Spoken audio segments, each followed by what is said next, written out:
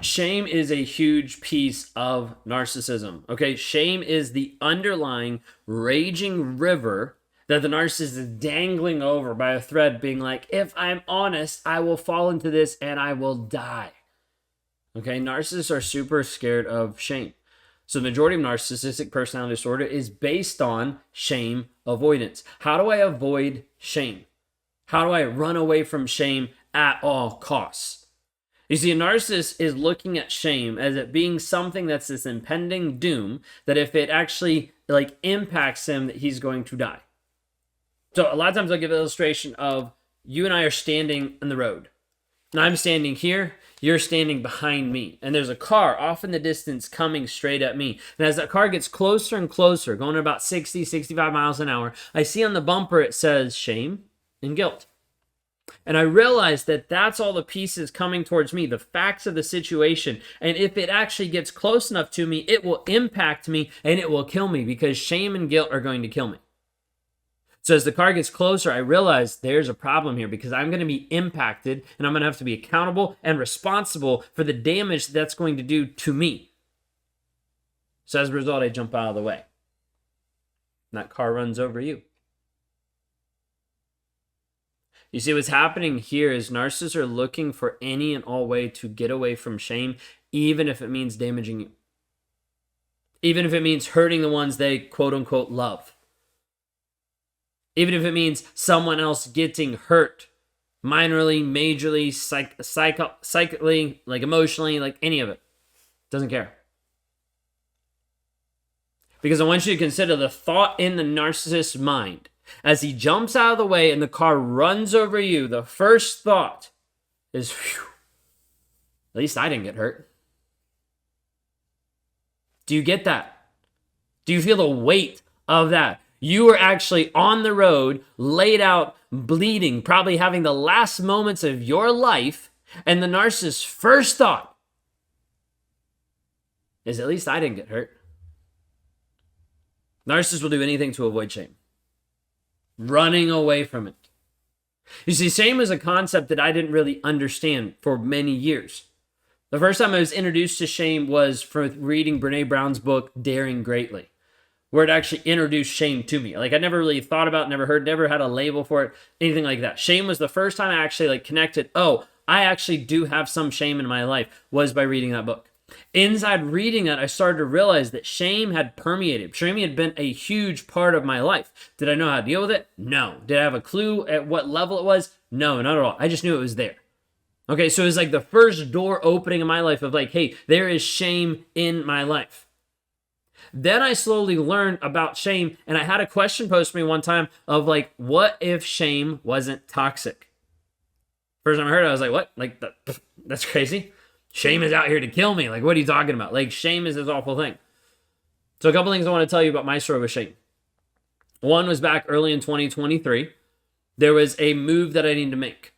Okay? It was a simple move. It was a business move. I needed to move some website stuff from a couple different websites to ClickFunnels. And so I went to do it, started it up, got my ClickFunnels account, I was all excited, blah, blah, blah. Got into it and I was like, yeah, I don't know what I'm doing. I can't do it. Shut it all down, said, forget it, I'm out. Okay? This all happened because I realized my ego so many times could just run through these digital walls and be like, yep, I got it figured out, and I'd figure it out. And then I got to this and I couldn't figure it out. And I was too stubborn and didn't want to ask for help and couldn't figure it out. So I was like, oh, shame's just beating me up. And there's this piece of shame, in my mind, shame being haha, see, you're not smart enough, you're not good enough, all of this trying to beat me up. And then I had to take a pause and I had to work through it. It took me I think it was a month or so, really, to work through this whole piece of shame around this particular thing of trying to get stuff transferred over to a different site. And when I did this, I started to realize for a moment, what if I flipped the script on what shame was actually trying to tell me? Instead of looking at shame being haha, you failed, you messed up, you hit this wall and you couldn't get through it, sucks to suck. What if I took that and I flipped it? And so I started working on it. I started breaking it down. I started thinking about it. I started rewiring the mindset. All of a sudden realizing that shame actually wasn't there yelling at me, making me feel like a bad person. Shame was there actually yelling at me to start off with, saying, hey, look out. You're going to need to ask for help. Hey, look out. You don't know everything. Hey, look out. This wall is going to hurt. because when you hit it, you're going to hit it with your ego, and your ego is not strong enough to get through this one because you need help. Huge breakthrough in just changing my mindset of shame.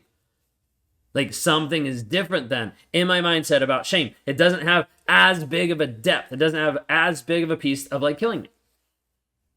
Then I had a meditation, middle of 2023.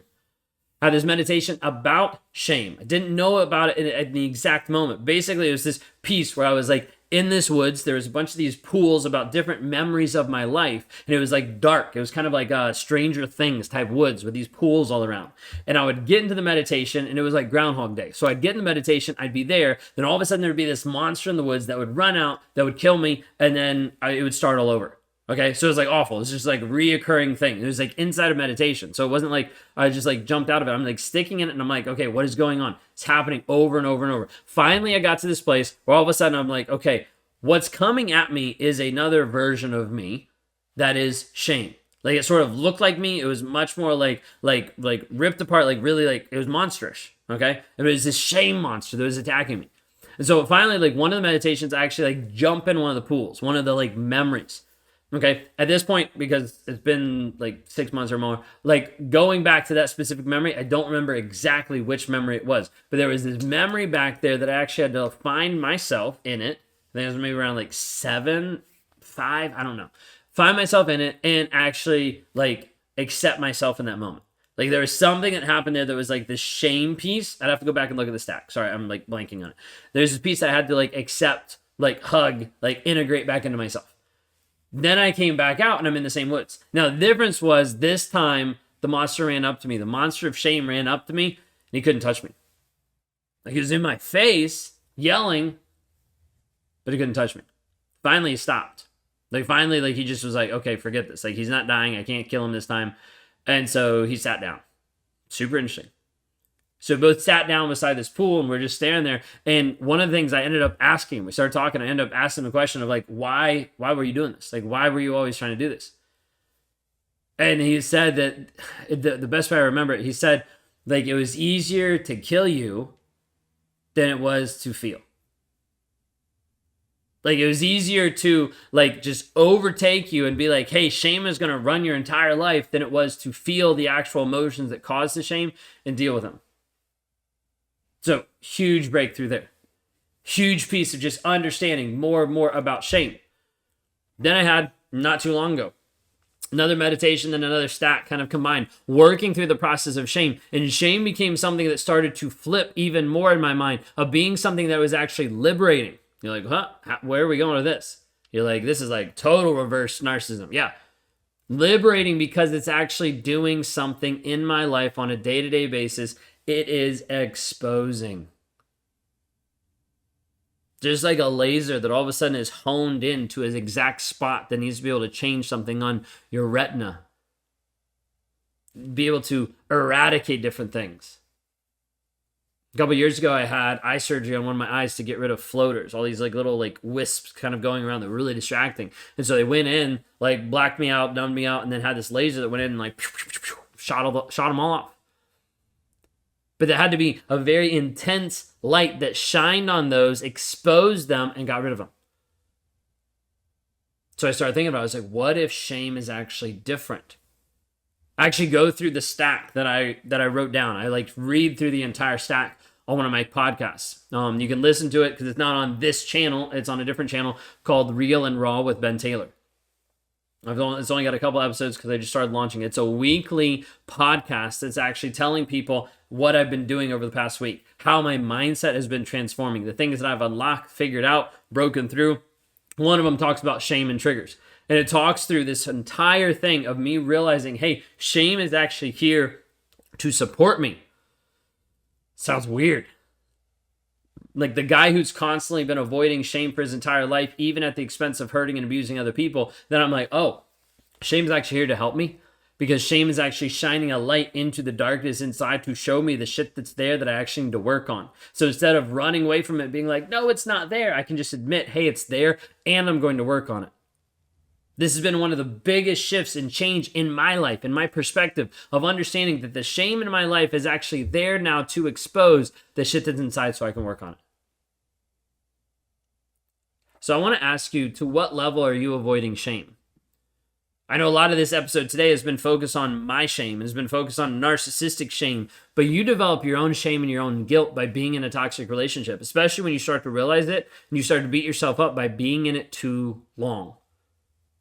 How it's hurt you, how it's hurt your kids, how it's pulled your kids away from you, how it's destroyed your kids, like all the different ramifications that happen inside narcissistic abuse, you start to have shame and you start to go through this shame cycle of like, I can't get healed, I can't fix because I guess this is my plight, I guess this is what I'm cursed to do because I'm stuck in this relationship, I can't get out. Shame will be the piece that controls you, shame will be the piece that kills you, shame will be the piece that keeps you stuck. It'll be the biggest piece that will keep you from being healed. Because even if you're out of the relationship, there's still this shame piece that keeps coming up, trying to beat you up over and over and over again. What if shame in your life wasn't toxic? What if you viewed it in a way that it's exposing the shit that's inside and the things you need to work through, expose, grow, develop, change, so you can be the person you're called to be. If you want to see how I do that and how I work with people in exposing shame and helping you work through it, go to rawmotivations.com/breakthrough. Love to be able to talk to you today about that.